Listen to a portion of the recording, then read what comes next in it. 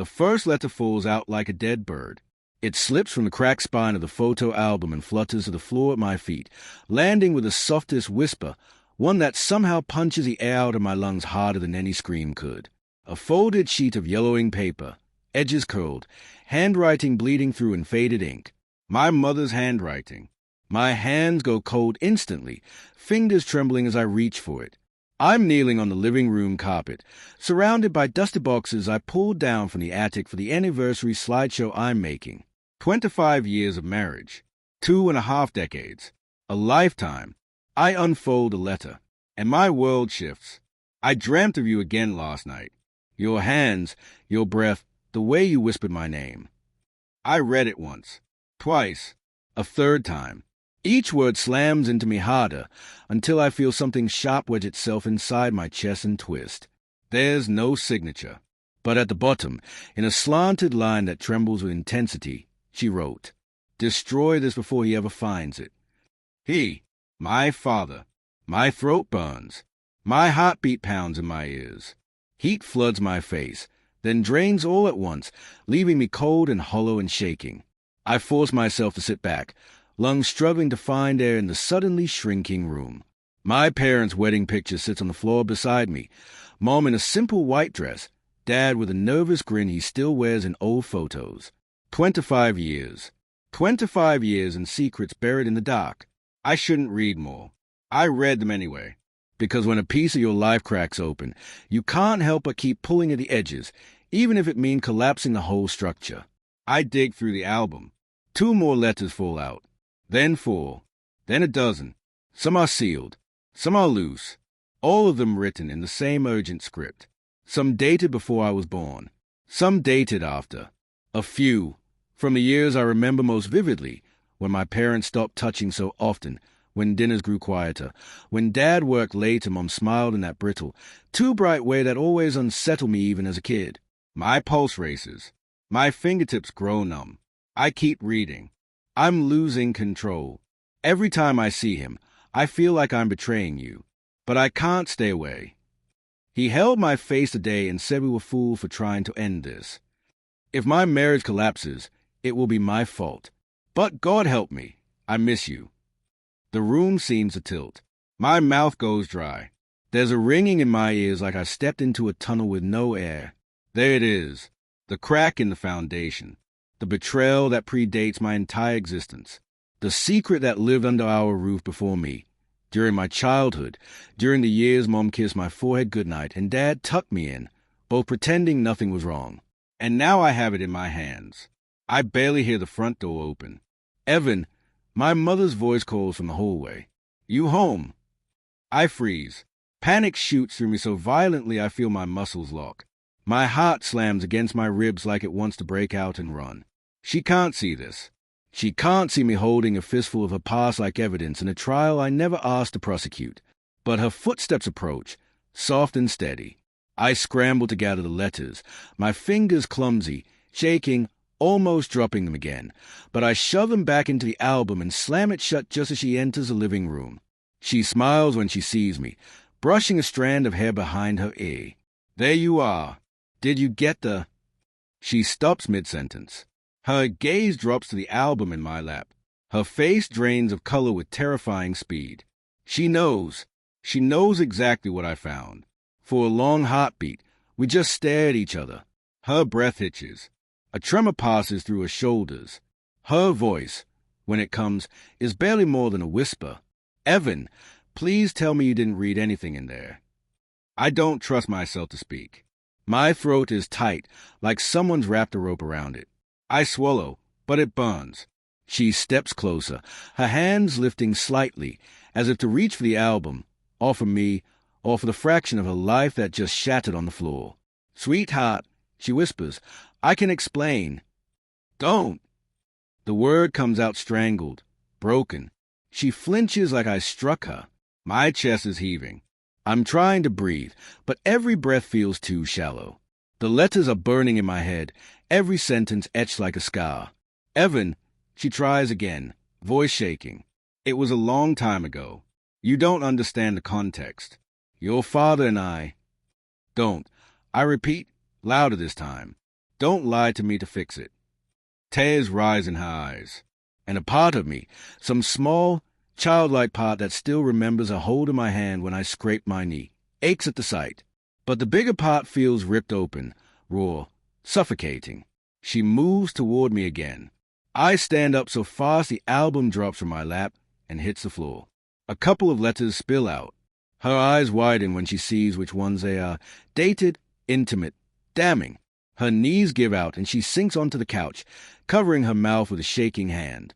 "Oh, God," she whispers. "Oh, God." I back away from her like she's a stranger. Maybe she is. Who was he? I ask, my voice low, cold. "Tell me." She squeezes her eyes shut. Tears slip out. "It doesn't matter," she whispers. "His name." I growl. "Say his name." She shakes her head, sobbing now. "Evan, please. I never wanted you to know. I never wanted anyone to know. It was a mistake." Mistakes don't last years. I snap. Silence cracks open between us. She's shaking, clutching herself, her breath uneven and wet with tears. For a moment I think she won't answer, that she'll sit in silence until I leave the room, or leave the house, or leave her life entirely. Then, in a voice barely audible, "It was someone your father knew." Ice floods my veins. A sickening chill climbs up my spine. I step closer, my voice sharp as shattered glass. Someone he knew? Who? A friend? A coworker? Who? She doesn't answer. She doesn't have to. Because suddenly, horribly, my mind is turning backward, to barbecues, to holiday parties, to laughing men with beers in their hands, to the neighbor who always lingered too long, to Dad's business partner who gave me gifts on my birthdays, to the man Mom hugged too tightly in front of everyone when she thought nobody noticed. Faces blur together. A pattern emerges like a bruise beneath the skin. I feel sick. My stomach churns violently. I press my palm to my forehead, trying to steady the spinning. "Evan," she whispers, "please sit down. Please. I'll tell you everything. Just let me explain before you jump to conclusions." "Don't tell me not to jump," I say, my voice rising. "Tell me the truth." She looks at me then, really looks at me, with eyes full of guilt, fear, shame, love, and something else I can't name. Something dark. Then she says the words that cleave the air in half. "It wasn't just one person." The ground drops out beneath me. I stagger back, dizzy, heat flooding my face as if I'd been slapped. I stare at her, unable to process, unable to breathe. Her tears stream freely now. "I was young," she chokes. "Lost. Hurt. Your father and I were falling apart. I made terrible choices. Things spiraled. I never wanted to destroy our family." "But you did," I say. My voice breaks on the last word. She flinches again, sobbing harder. "I tried to end it," she whispers. "All of it. I tried so many times. But every time I thought it was over, someone would reach out. Old wounds opened again. Old feelings. I thought I buried those letters. I thought." She stops, and I realize something with a slow, creeping dread. She wasn't just afraid I found the letters. She was terrified, because someone else knew about them. Someone else wrote them. Someone else might still be in her life. A chill slithers up my spine. "Does Dad know?" I ask, my voice barely audible. Her head jerks up, eyes wide with horror. "No." A beat. "God, no." I exhale shakily. And in that moment, everything, every letter, every whispered confession, every trembling apology, reshapes itself into one monstrous truth. I'm holding a grenade, and if I pull the pin, our entire family explodes. My mother wipes her cheeks with shaking fingers. "Evan, please, please don't tell him.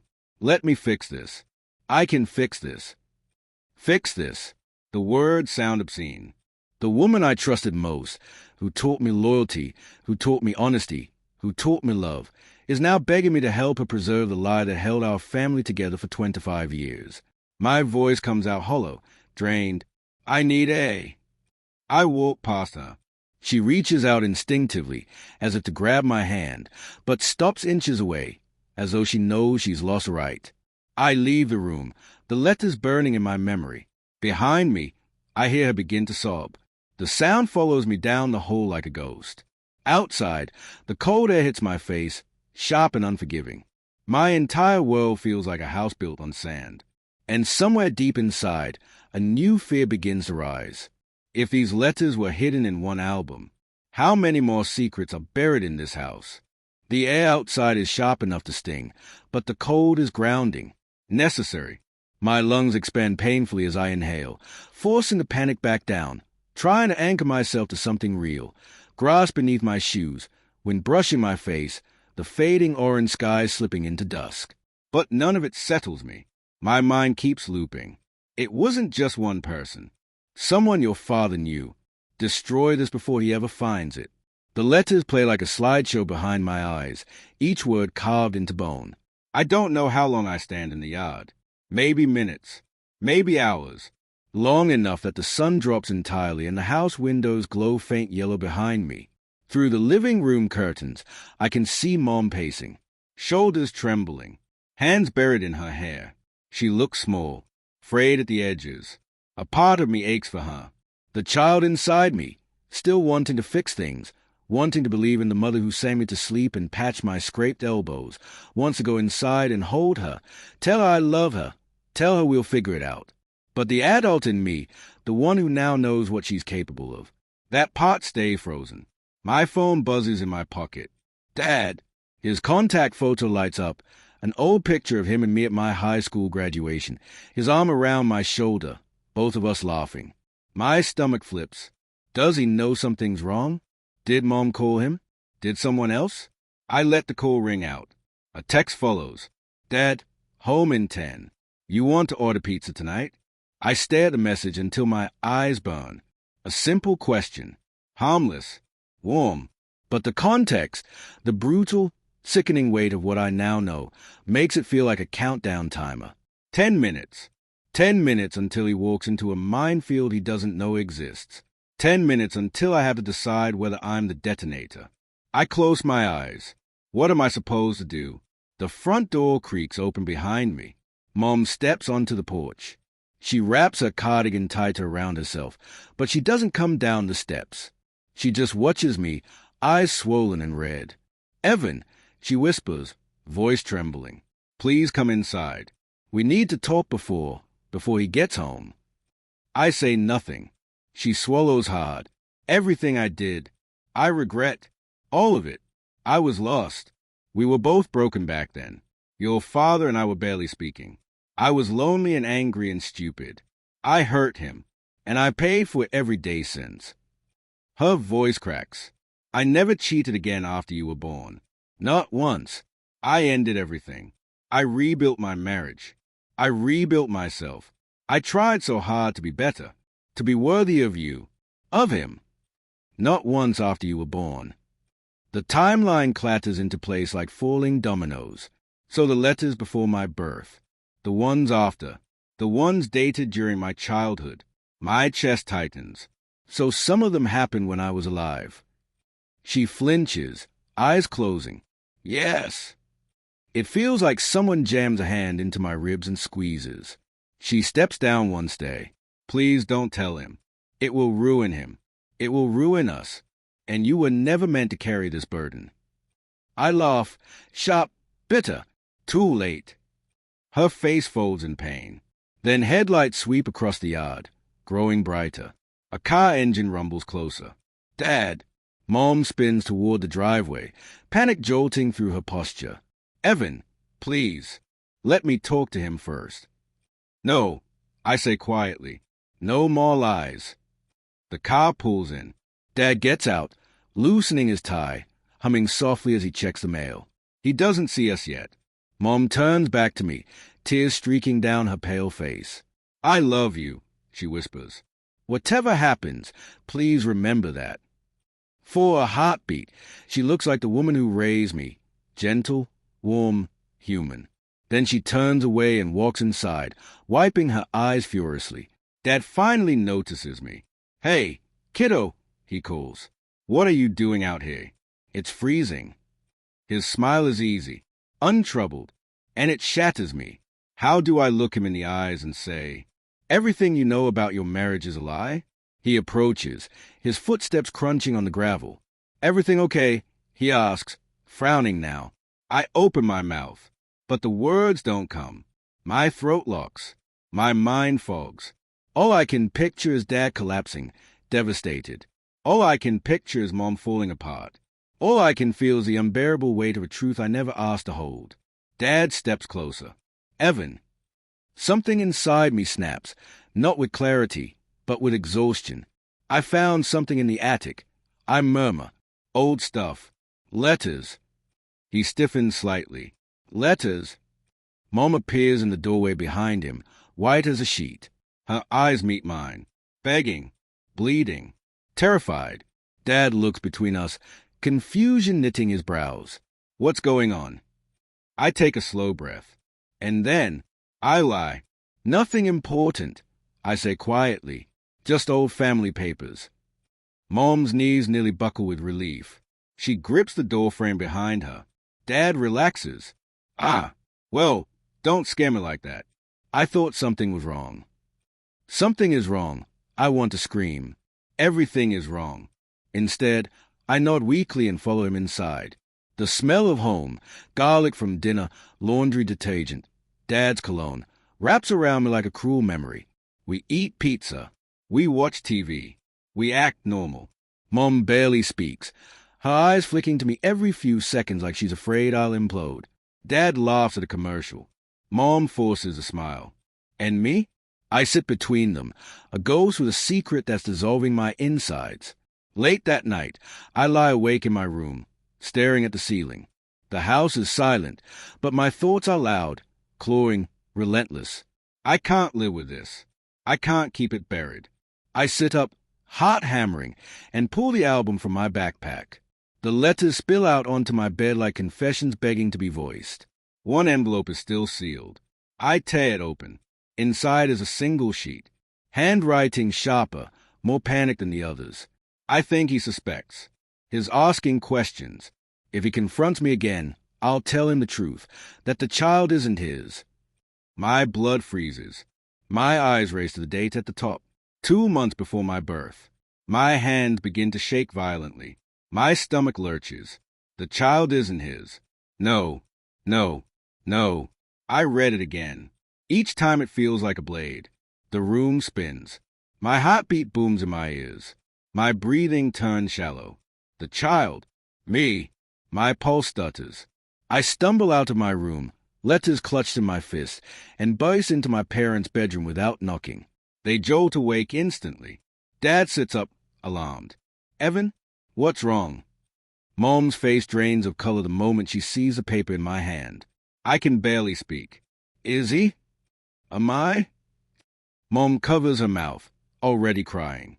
Dad looks from her to me, utterly lost. "What are you talking about?" Tears burn hot down my face. "Am I your son?" I choke out. The room falls deadly silent. Dad's face contorts, a mix of shock, confusion, dawning horror. Mom begins to shake uncontrollably. "Evan, please. Am I your son?" I scream. Dad turns slowly toward her. His voice is a broken whisper. "What is he talking about, Claire?" Her sobs are ragged, violent. She shakes her head over and over, hands pressed to her temples as though she could rewind time by force. "Claire," Dad says again, voice cracking. "Tell me." She drops her hands, looks up, meets his eyes, then mine. "I don't know," she whispers. The world stops. Dad recoils as if struck. His face collapses with agony, disbelief, betrayal deeper than anything I've ever seen. Something deep inside him shatters audibly, like a bone breaking. I sink to my knees, hyperventilating. Mom sobs, reaching toward us helplessly. "I'm sorry. I'm so sorry. I never meant." Dad starts to cry. Not loud, not wild, just silent tears rolling down a face that has never, in all my life, looked so broken. He stands on trembling legs, shoulders heaving, and leaves the room without a word. Mom collapses onto the bed. I sit on the floor, letters scattered like ash around me. And in that moment, heavy and suffocating and brutal, the final truth settles over us. The marriage was never real. The family was built on sand. The lies ran deeper than any of us knew. And none of us, not Dad, not me, not even Mom, will ever be the same again.